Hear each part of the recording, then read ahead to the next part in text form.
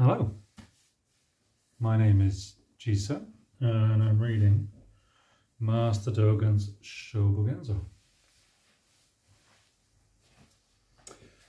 And we are in chapter 30, Gyoji, which means pure conduct and observance of precepts. We're on part 2 now, paragraph 202. The first patriarch was the 28th successor of the Dharma of Shakyamuni. The longer he remained in the state of truth, the weightier he became. That even a great and most venerable saint like this, following his master's instruction, did not spare body and life was in order to transmit the Dharma and in order to save the living.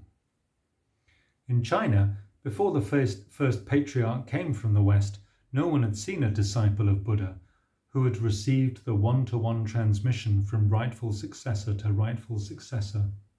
No patriarch had given the face-to-face transmission from rightful successor to rightful successor, and no meeting Buddha had ever taken place. After that time also, no patriarchs other than the distant descendants of the first patriarch ever came from the West.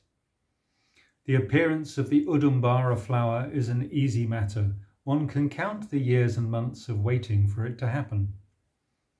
The first patriarchs coming from the West will never happen again. Nevertheless, even people calling themselves the distant descendants of the first patriarch, intoxicated like the great fool of the kingdom of Sō, and never knowing the difference between a jewel and a stone, have thought that teachers of sutras and teachers of commentaries might stand shoulder to shoulder with the patriarch. So is the name of an ancient kingdom in China. Okay. That is due to small knowledge and meagre understanding. People who lack the right seeds of long accumulated prajna do not become the distant descendants of the patriarch's truth. We should pity those who have idly wandered astray on the wrong path of names and forms. Even after the Futsu era of the Liang dynasty, there were some who went to India. What was the use of that? It was the most extreme stupidity. Led by bad karma, they wandered astray through foreign lands. With every step, they were proceeding along the wrong path of insulting the Dharma. With every step, they were fleeing from their father's homeland. What was to be gained by their going to India? Only hardship and privation in the mountains and the waters. They did not study the principle that the western heavens had come to the east, and they did not clarify the eastern advance of the Buddha Dharma, and so they uselessly lost their way in India. They have reputations as seekers of the Buddha Dharma, but they did not have any will to the truth with which to pursue the Buddha Dharma, and so they did not meet a true teacher, even in India. They only met fruitlessly with teachers of sutras and teachers of commentaries. The reason is that they did not have the right state of mind with which to pursue the right Dharma, and so, even though authentic teachers were still present in India, those wanderers did not get their hands upon the authentic Dharma. Some who went to India claimed to have met true teachers there, but no mention was ever heard of who those teachers were. If they had met true teachers, they would naturally name some names. There was no meeting, and so there has been no naming.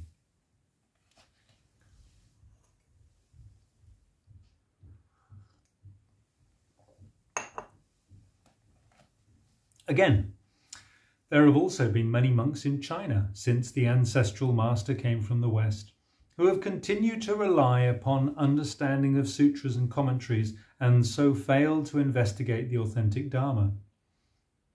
They open and read sutras and commentaries, but are blind to the meaning of the sutras and commentaries.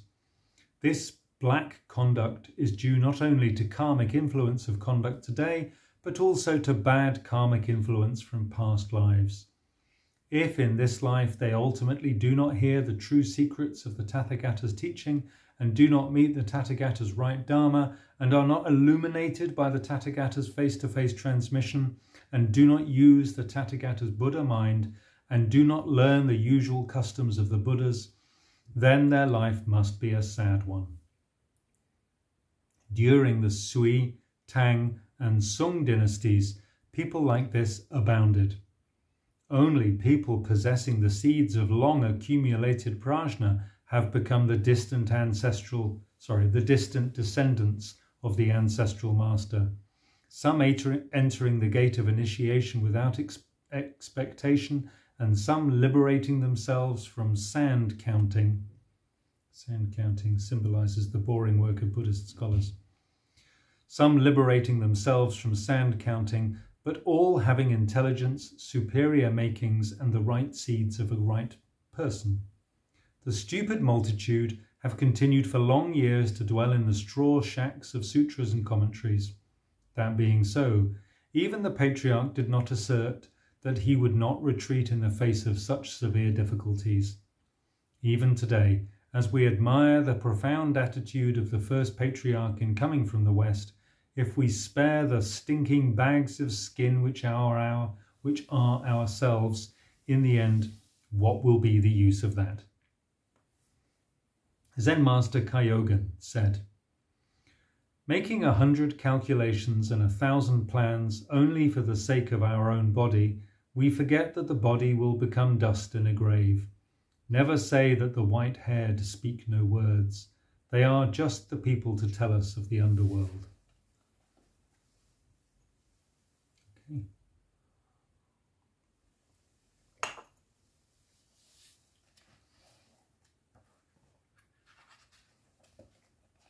So although we make hundreds of calculations and thousands of plans to spare the body, eventually it nonetheless turns into a pile of dust in a grave.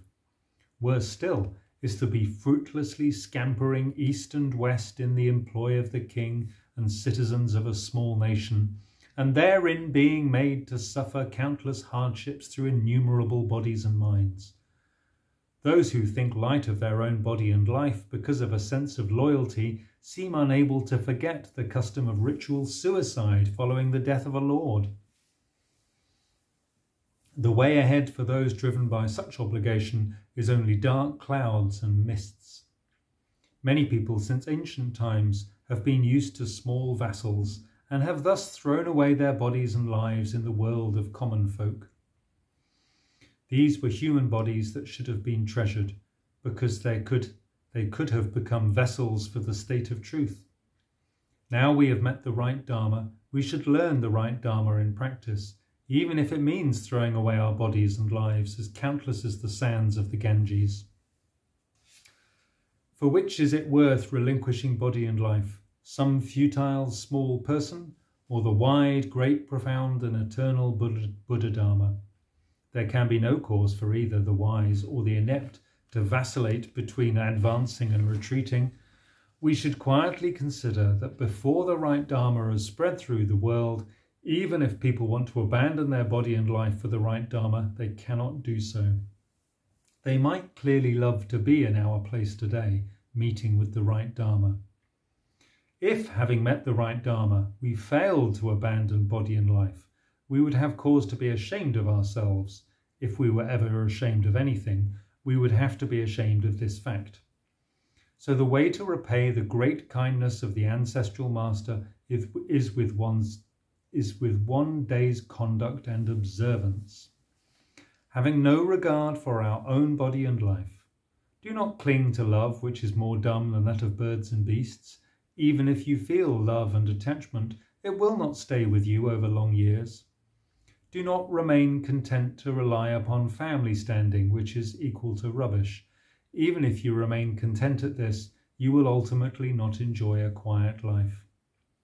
The Buddhist patriarchs of old were wise. They all abandoned the 7 treasures and thousands of children. They speedily relinquished jewel palaces and red-lacquered buildings, seeing them as equal to spit and tears, or seeing them as equal to filth and soil. This is the manner in which the Buddhist patriarchs of the past have always recognized the kindness and repaid the kindness of the Buddhist patriarchs of the past. Even the sick sparrow did not forget the favor it had received and was able to return the favour with the gift of 3 rings of public office. This refers to a Chinese legend recorded in Zoko Saikaiki, Tales from Sai Part 2. A 9-year-old boy called Yoho saved an injured sparrow. The sparrow repaid him with 4 white rings, which led Yoho to assume the 3 top official posts in the land. Sounds like a good story. Even the stricken turtle did not forget the favour it had received and was able to return the favour with the seal of the office of Yofu.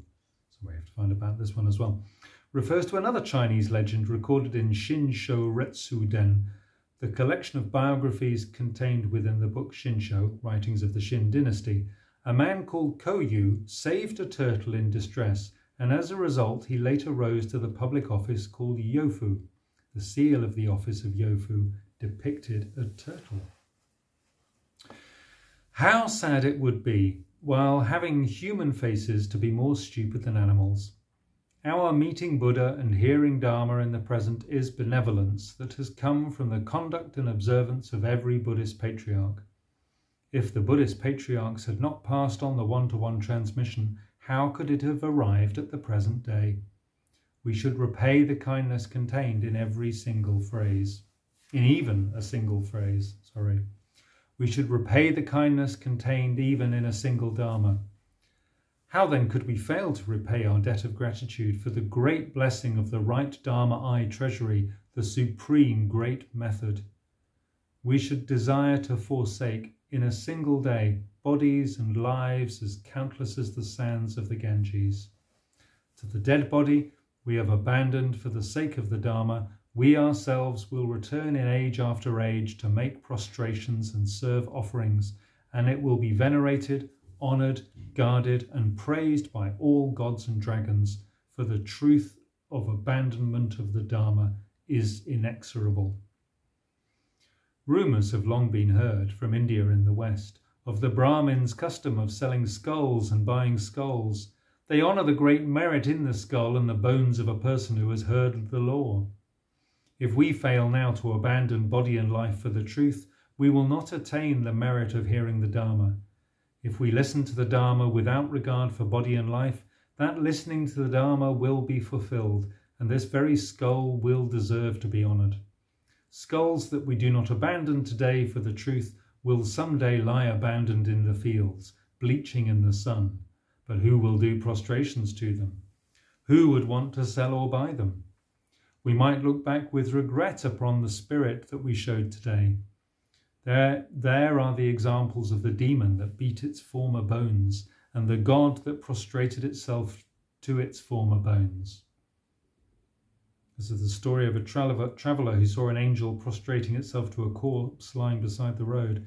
The traveller asked why, and the angel said that its body had done only good deeds when alive, and so the angel had been born in heaven. Further on, the traveller saw a demon beating a corpse. The demon explained that this body had done only bad, and so it had become a demon. It's pretty straightforward. When we think on to the time when we will turn emptily to dust, those who are without love and attachment now will gain appreciation in future. The emotion aroused might be something akin to a tear in the eye of a person looking on. Using the skull, which will turn emptily to dust and which may be abhorred by people, fortunately we can practice and observe the Buddha's right Dharma. So never fear the cold. Suffering from the cold has never destroyed a person. Suffering from the cold has never destroyed the truth. Only be afraid of not training. Not training destroys a person and destroys the truth. Not training can destroy a person and can destroy the truth. Never fear the summer's heat. The summer heat has never destroyed a person. The summer heat has never destroyed the truth. Not training can destroy a person and destroy the truth. The acceptance of barley and the gathering of bracken alludes to something, are excellent examples from the Buddhist world and the secular world. We should not be like demons and animals, thirsting after blood and thirsting after milk. Just one day of conduct and observance is the actual practice of the Buddhas.